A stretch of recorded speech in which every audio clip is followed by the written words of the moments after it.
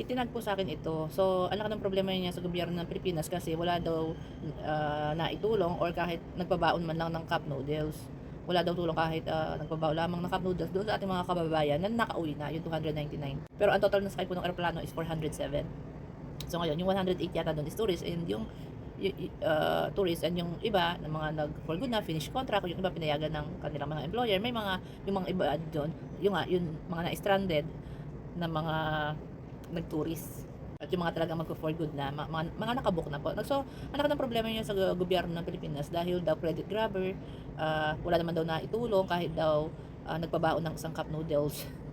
Ano ba pala, ano ba pagkakaintindi mo na tulong sa mga diyan sa mga na-stranded na yan? Ano ka ba? Nasunugan ba? Na-typhoon ba? Nalindol ba yung mga kababayan natin? Parang ang ine-expect nyo kasi kapag tulong laging pera, no? Ito problema po sa sa utak ng mga Pilipino. Kapag sinabing tulong, agad ang pasok sa mga utak nila pera at ayudang food like bigas, canned goods, noodles. Gusto naman. Gusto hindi naman iangat yung mga utak ninyo. Unang-una nanggaling na rin sa'yo at alam natin yan, nasa UAE ka. Sinagot na ng host country, yung mga tourist. Sinagot na nila. Mga nakabook na yan. Naghihintay lang sila ma-open yung flight. Gayon din naman yung mga nag-finish contract na or nag-decision mag for good, mga nakabook na rin po yan. Nagkataon lang na yung stranded sila. So, anong ina-expect mong tulong from Philippine government? Bigas, delata noodles. Nagrereklamo ka, walang pinabaon kahit cup noodles daw. Si Marimar naman.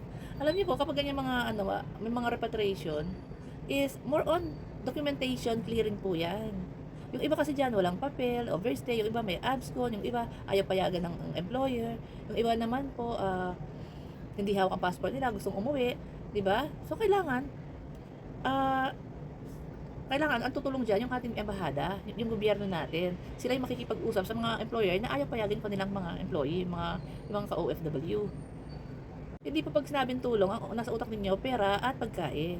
More on documentation para makauwi po sila, and then ang gobyerno natin nakikipag-coordinate po yan sa gobyerno kung sa mga bansa kayo doon sa bukod doon sa mga dokumento nga ng permit to exit or permit to travel, may mga ganun po. And then kapag minomonitor po nila kung ano yung mga available flight na kailangan makipag-unahan po sila kasi hindi naman mga Pilipino lang ang nasa ibang bansa, may mga iba-ibang lahi yan.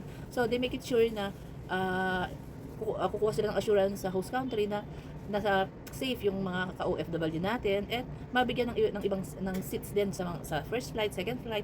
Kayo nga nasa third flight na tayo, di ba? Tumutulong po sila sa pag-block ng seat kung ilang Pilipino ang isasakay sa isang eroplano. Ano ba ina-expect nyo? Ina-expect nyo pa, di ba yung ganitong klaseng eroplano? na kailangan may nakasulat na repatriation or chartered or civilian plane, ano ba? Ang dami niyong hanash. Nawindang ako dito. Nawindang ako kasi ang ine-expect niya, anong ayuda ine-expect mo? Pera, tsaka pagkain. Alam mo niyo naman na mahigpit po dito when it comes sa pamimigay ng pagkain. Diba? Alam niyo yan. Kailangan ng permit. Para, hindi ka pwede magpunta ka doon sa airport, doon sa mga naghihinay ng flight. Nila mamigay ka ng pagkain doon. Hindi po pwede. Wala po kayo sa Pilipinas, Day. Wala ka sa Pilipinas. Nandito ka sa ibang bansa. Meron silang patakaran dito. Kailangan meron kang permit para na mamimigay ka ng ganyang pagkain na hindi mo alam kung gaano karami ba ang bibigay mo. Kung contaminated yan, may sumakit dyan. And ina-assist sila ditong host country. Libre, di ba? Nakita ko nga sa namimigay ng pagkain. Hindi ko alam kung yung mismong airline or sa airport management galing yun. Kasi pinamimigay po dun sa mga naghihintay ng flight nila. And doon naman sa mga nasa hotel, so doon libre naman din sila kasi sagot yan ng gobyerno. So anong tulong ang hinahanap mo sa gobyerno natin? Kasi ang problema sa inyo, alam nyo, ang nakikita nyo lang ito.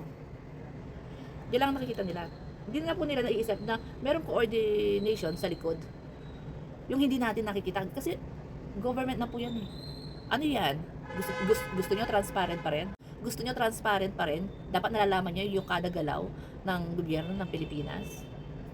Wala daw ginagawa. Hindi naman repatriation yan eh. May mga nakabuk na yan. Oo nga po. Pero nag-a-assist po sila. Nag-a-assist sila na to make it sure na may mga upuan pa or ilang upuan ang para sa mga Pilipino. Or kung puwede yung buong flight na yun para sa mga Pilipino. Nakikipag-coordinate po sila to make it sure na safe yung ating mga kababayan. Nakikipag-coordinate sila sa mismong airline po, sa host country. Nakikipag-coordinate po ang ating gobyerno. Trabaho po yan. Kami alam namin yan. Ewan ko lang sa inyo. Ano kayang tulong ang mga iniisip nito mga DDS na to? Pera, tsaka pagkain. Marimar naman. Nakakatawa. Actually, nakakatawa siya. Nakakatawa yung kaeng-engan niya. Alam niyo po, ang pag-angat mo sa buhay, isama mo rin pag-angat ng utak mo. Kasi eto lang yung nakikita nila eh. Meron pong nangyayaring negosasyon, coordination sa likod niyan. Tandaan nyo. Baka pwede naman nilang i-priority ang ibang bansa. Indian, Pakistan, ano pa ba? Kasi ang dami nating nasyonalidad dito. Pero isipin nyo na priority ang Pilipino. Ang alam ko, ang nakita ko po Japan and India and Filipino. Yun yung nakikita ko mga naihatid. At tandaan ninyo, yung repatriation po, hindi po kayo ayoko na po dito, uuwi na po ako, sunduin niyo ako. Wala po kayo sa eskwelahan na susunduin kayo ng magulang ninyo, na ganun lamang. Ang dami kasi nagrereklamo eh. Ano ba ang status ng inyong ng visa ninyo, ng sitwasyon ninyo, ang sinabi ng employer ninyo? Hindi po pwede yung ganun na, oo nga, may repatriation. Pero, depende po yan sa sitwasyon ninyo kung pinayagan kayo, nasa inyong passport ninyo, and na-cancel kayo. Kasi may clearing po yan eh. Gaya, uulitin ko. Permit to exit, permit to travel. Sa ibang bansa, may ganyan. I believe sa Saudi, Kuwait, may Qatar. Meron silang permit to exit. Dito wala. So, tumutulong po ang gobyerno for clearing and doon po sa mga makakuha tayo ng mga available seat na mas maraming makauwing Pilipino. Tandaan po natin, uulitin ko uli. Hindi po yan na parang estudyanteng susundo ka lang sa eskwelahan, uwi na tayo. Hindi po ganon. Hindi pwede yung bunganga ka lang ng bunganga sa social media tapos wala naman laman yung utak mo. Ang ingay nyo para kayong mga latang walang laman.